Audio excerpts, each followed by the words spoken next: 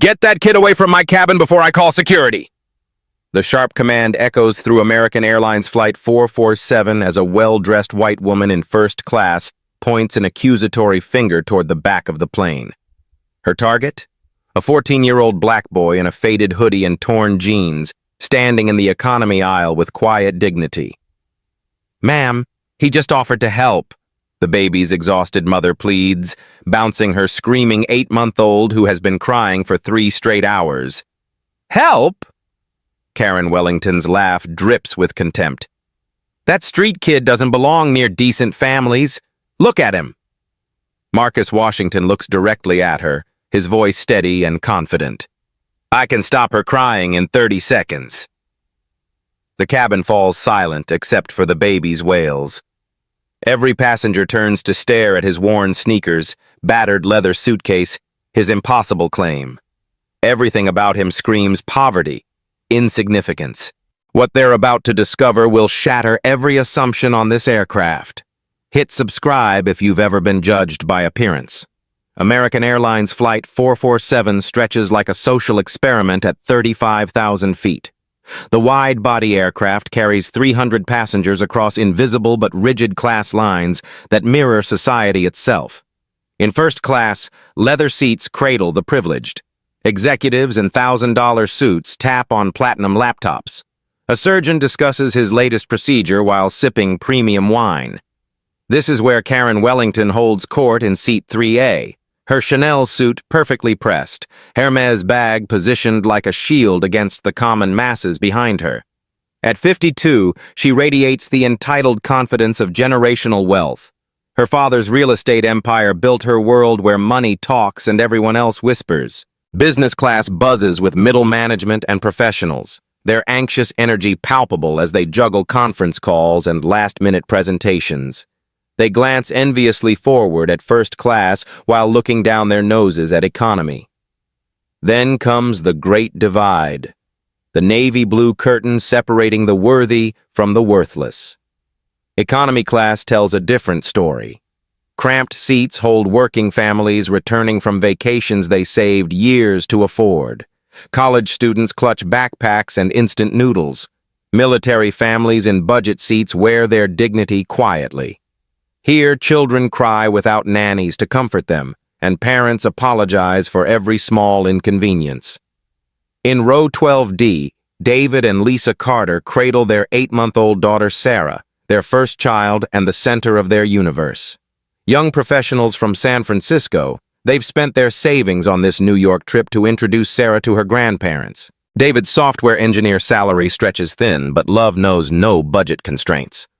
Sarah's persistent crying has them questioning everything: their parenting, their decision to fly, their ability to handle this precious life. And in the very back, in seat 34E, sits Marcus Washington. At 14, Marcus carries himself with a quiet dignity that seems impossible for someone wearing a threadbare hoodie with a small tear near the left shoulder. His jeans, faded from countless washes, sport holes at both knees, not the designer distressed kind, but genuine wear from a life that doesn't include regular shopping trips. His sneakers, once white, now tell stories of city sidewalks and basketball courts. But watch his hands. Those fingers are long and elegant, moving with unconscious precision across the armrest as if playing invisible keys. When nervous, Marcus taps complex rhythms that would puzzle most adults. Intricate patterns that speak of training, discipline, years of practice. The old leather suitcase tucked beneath the seat ahead bears the scars of countless journeys. Its brass corners are tarnished, its surface marked with scratches that map a history of struggle. Yet something about how Marcus guards it suggests contents worth more than the case itself. Flight attendant Maria Santos has worked these routes for 15 years. She's seen every type of passenger, managed every crisis. A mother of 3 herself, she recognizes the desperation in the Carters' eyes as their daughter's cries pierce the cabin. Other babies respond to Sarah's distress, creating a cascading symphony of infant anxiety. Passengers shift uncomfortably. Business travelers remove noise-canceling headphones to glare. A retired couple in row 8 whispers about people who shouldn't travel with babies. The tension builds like pressure in the cabin itself. Marcus closes his eyes and unconsciously begins humming under his breath, so quietly that only the elderly woman beside him notices. The melody is complex, classical, nothing a teenager from his apparent background should know. His grandmother's voice echoes in his memory, teaching him that music lives in the soul, not the wallet. He's traveling alone to New York, clutching a one-way ticket purchased with money earned from odd jobs around his Los Angeles neighborhood. His destination, a hospital in the Bronx where his grandmother lies fighting for life. She raised him when his parents couldn't, taught him everything that matters, shaped him into the young man who sees helping others as natural as breathing. But in this divided aircraft, Marcus remains invisible to most passengers, another poor kid taking up space in economy. They see the surface: poverty, youth, otherness. They miss the extraordinary hidden beneath the ordinary. As Sarah's cries intensify and adult patients phrase, Marcus makes a decision that will change everything. He stands up. Marcus rises from seat 34E, his movement deliberate and calm despite the chaos erupting around him. Sarah's cries have reached a fever pitch, and her parents look ready to collapse from exhaustion and embarrassment. As he steps into the narrow aisle, heads turn with a mixture of curiosity and suspicion. "Excuse me," Marcus says to the Carters, his voice respectful but confident. "I might be able to help with your daughter." David Carter looks up with desperate hope.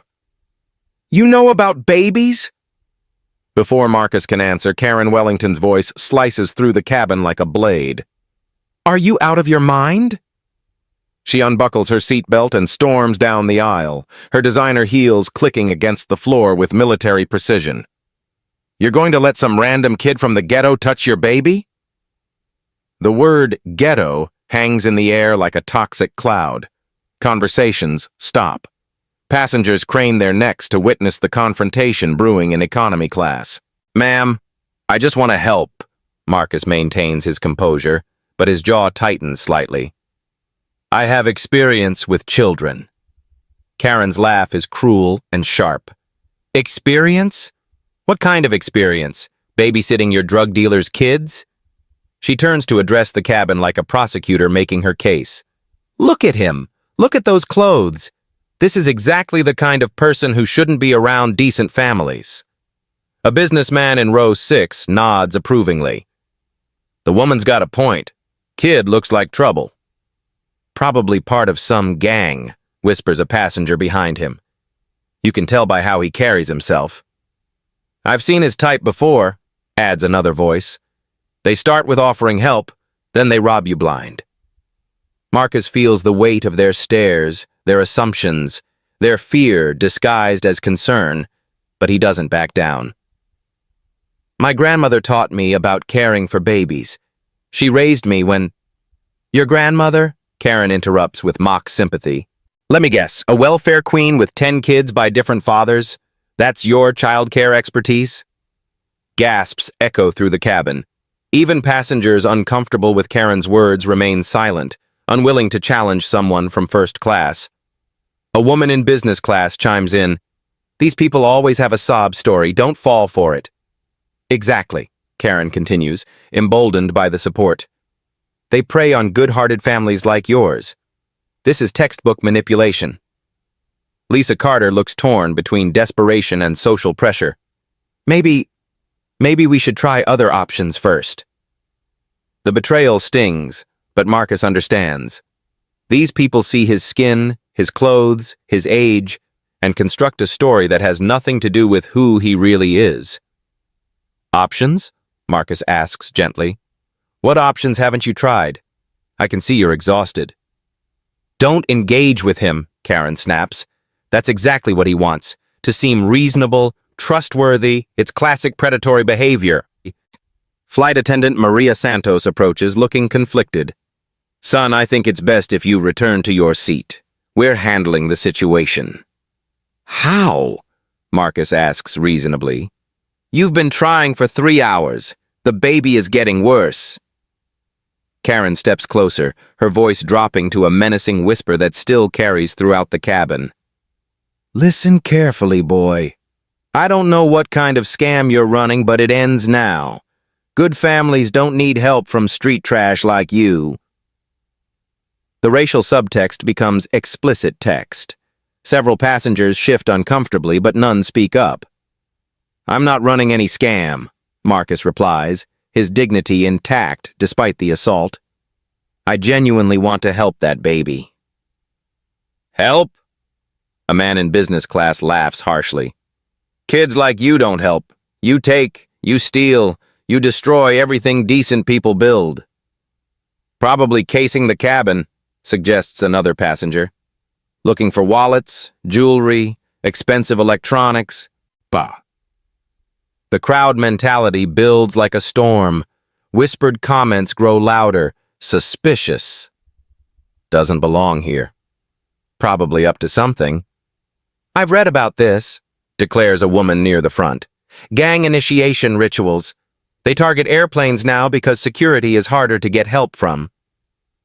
Karen senses her advantage and presses it. Security should check his background. Kids from his neighborhood don't just offer random help. There's always an angle. Always.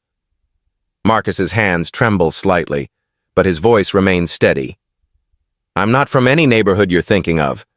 I'm just a 14-year-old boy trying to help a crying baby. 14? Karen's eyes gleam with malicious satisfaction. So you're a runaway, probably heading to New York to cause trouble. Where are your parents? Let me guess. Prison? Or dead from gang violence, adds the businessman. Either way, this kid has no supervision. Duh. The attack is so vicious, so personal, that even some of Karen's supporters look uncomfortable. But Marcus doesn't respond with anger. Instead, he does something unexpected. He begins to hum. The melody is soft, barely audible, but hauntingly beautiful.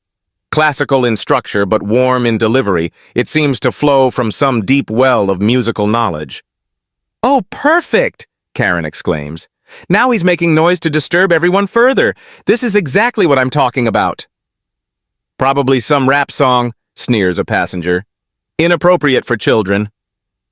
Could be gang signals, suggests another, warning his accomplices on the ground. But something strange happens. Sarah's cries, which have been relentless for hours, begin to soften. Her tiny fists unclench slightly. David Carter notices immediately. Lisa, she's calming down. Karen panics at losing control of the narrative. It's a coincidence. Don't let this delinquent manipulate you. This is exactly how they work. Create a problem, then offer a solution. She signals to Maria Santos. I want him removed from this flight immediately. He's harassing passengers and disturbing the peace. Ma'am, that seems extreme. Maria begins. Extreme? Karen's voice rises to near hysteria. I paid $12,000 for my ticket. I will not be held hostage by some juvenile delinquent and his ghetto tactics. The air marshal, a stern man in his 50s, approaches from the front of the plane. His hand rests casually near his concealed weapon. Young man, I need you to return to your seat immediately.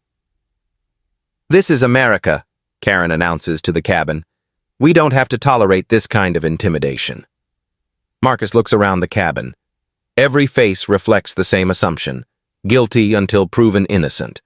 Poor until proven worthy. Dangerous until proven safe.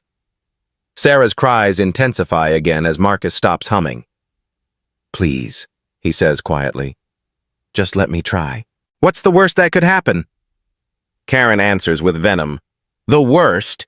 You could hurt that innocent baby, steal from that family, or worse, people like you. She catches herself before saying something even more explicitly racist, but the implication hangs heavy. The air marshal's voice carries authority and finality. Son, return to your seat now or I'll escort you there in handcuffs. As Marcus walks the gauntlet back to economy class, passengers stare with a mixture of relief and righteous satisfaction. They've protected themselves from the dangerous other, the intruder, the threat. Karen calls out one final humiliation. "And keep that noise to yourself. Some of us are trying to have a civilized flight." But in his old leather suitcase, hidden beneath worn clothing, lies evidence that will soon turn their comfortable prejudices inside out. Sarah's cries resume with doubled intensity, as if she knows her salvation just walked away. 20 minutes pass in cabin hell. Sarah's screams have reached a primal intensity that makes grown adults cover their ears. Other babies throughout the plane join the chorus, creating a symphony of infant distress that frays every nerve. The captain's voice crackles over the intercom. "Flight attendants, please prepare for possible emergency landing in Denver. We have multiple passenger complaints and concerns about infant distress." Karen Wellington sits smugly in first class, satisfied that she's protected decent society from the dangerous boy in the back. She sips champagne while scrolling through her phone, occasionally glancing back with victorious disdain. But from seat 34E, something extraordinary begins to happen. Marcus starts humming again, so quietly at first that only the elderly woman beside him notices. The melody is complex, sophisticated, nothing that should emerge from a teenager in torn jeans. Bach's Air on the G string, but with subtle variations that demonstrate deep musical understanding. The woman, Eleanor Martinez, taught elementary school for 40 years before retirement. She recognizes genuine talent when she hears it. "That's beautiful, dear," she whispers. "Where did you learn that?" "My grandmother," Marcus replies softly, never stopping the melodic flow. "She said music is medicine for the soul." 3 rows ahead, David Carter bounces Sarah desperately while Lisa paces the narrow aisle. The baby's face is red, her tiny body rigid with distress. But gradually, almost imperceptibly, something shifts. Sarah's screams become slightly less piercing. Her tiny fists, clenched in fury for hours, begin to relax. Her desperate kicking slows to restless movement. "David," Lisa whispers urgently, Is she calming down?" "I think so," he replies, hardly daring to hope. "What changed?" The answer comes from an unexpected source. A businessman in row 8, the same one who earlier called Marcus trouble, leans forward with confusion. "Is someone singing back there?" The humming grows slightly stronger, more confident. Marcus maintains perfect pitch and rhythm while incorporating subtle variations that speak of years of training. Classical music theory flows through his voice like second nature. Sarah's transformation becomes undeniable. Her cries fade to whimpers, then to curious silence. For the first time in 3 hours, she looks around with alert, interested eyes instead of screaming in distress. "It's the music," Eleanor announces to nearby passengers. "That young man's humming is calming her down." Word spreads through the cabin like wildfire. Passengers crane their necks to locate the source of the mysterious melody. Some pull out phones to record, sensing something extraordinary happening. Karen Wellington notices the shift in energy and storms back toward the economy. "What's all this commotion about?" "The baby stopped crying," a passenger explains. "That kid's humming worked." Karen's face contorts with rage. "Absolutely not. I will not allow you people to credit that delinquent with anything." She marches to Marcus's row, her voice sharp with authority. "You, stop that noise immediately! You're disturbing passengers with your street music!" Marcus looks up calmly. "The baby seems to like it, ma'am." "I don't care what the baby likes," Karen's voice carries throughout the cabin. "I paid good money for a peaceful flight, not some ghetto concert." Flight attendant Maria Santos approaches cautiously. "Ma'am, if the music is helping the infant—" "It's not helping anything," Karen interrupts. "He's manipulating the situation, making noise until people give him attention and money." To prove her point, she demands Marcus stop humming entirely. "Complete silence, now!" Marcus complies, closing his mouth mid-melody. The effect is immediate and dramatic. Within 30 seconds, Sarah's peaceful state evaporates. Her face reddens, tiny fists clench, and the screaming resumes with renewed intensity. "Coincidence," Karen declares desperately, but her voice lacks conviction. Eleanor Martinez speaks up with the authority of 4 decades teaching children. "Young man, please continue. That baby needs your music." "He doesn't have permission," Karen begins. "I'm giving him permission," David Carter calls out. "If it helps Sarah, please keep singing." Marcus begins humming again.